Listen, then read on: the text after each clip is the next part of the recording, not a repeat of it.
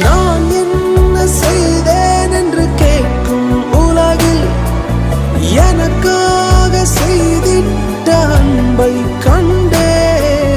தனியா ஒரு தகப்பனின் தப்பம் கண்டே. ஏனோ ஏனோ ஏன் இங்க முழுவை